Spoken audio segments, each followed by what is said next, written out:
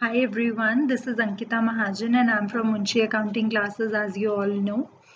Now I'm going to discuss about the e-commerce operators जो TDS की new provision from 1 अप्रैल 2020 से applicable होने जा रही है उसके बारे में डिस्कशन करने के लिए I am here in front of you.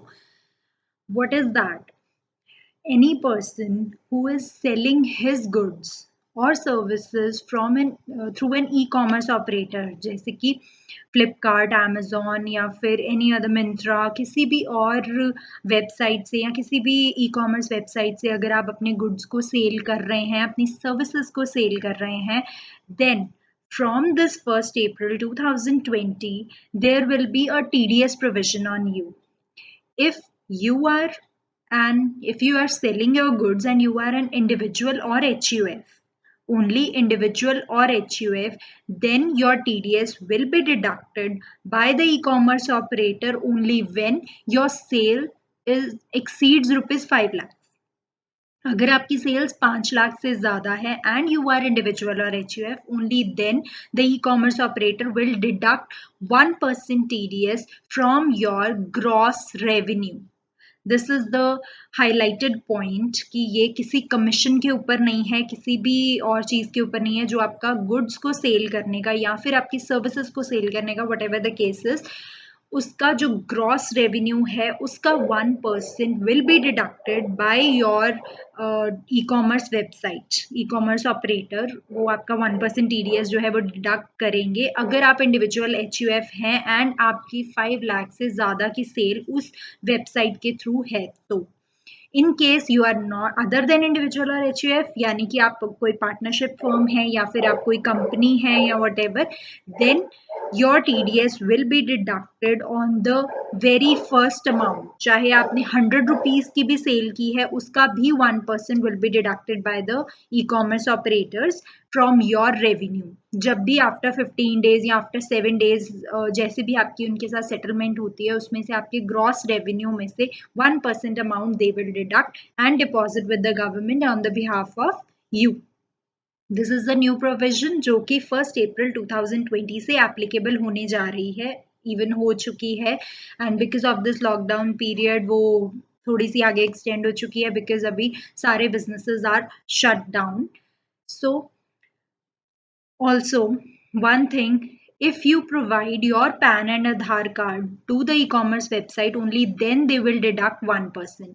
अगर आपने अपना PAN card and Aadhaar card submit नहीं किया, then they will deduct 5% from your revenue. So in nutshell अगर हम बात करें तो अगर आप इंडिविजुअल एंड HUF हैं, इंडिविजुअल या HUF हैं और आपकी सेल्स 5 लाख से एक्सीड कर जाती है, तो उसके ऊपर आपका 1% TDS will be deducted by the e commerce website अगर आपने पैन और आधार अपना प्रोवाइड किया है. तो अगर आपने पैन और आधार अपना प्रोवाइड नहीं किया, उन्हें they will deduct 5% of your gross revenue from the sale of your goods और सर्विसेज. एंड इन केस आप इंडिविजुअल और HUF के अलावा कुछ कॉन्स्टिट्यूशन में हैं, जैसे कि आप पार्टनरशिप फर्म है, आप AOP BOI है, या फिर आप कोई कंपनी है, प्राइवेट और public limited, any kind of company, then your TDS will be deducted on the single penny also. कुछ भी आपने सेल किया उसके ऊपर भी आपका TDS डिडक्ट होगा ही होगा by the e commerce operators जिनके थ्रू आप अपने गुड्स को या सर्विसेज को सेल कर रहे हैं. लेकिन the main highlighted point in this is that it is only applicable on the resident individuals.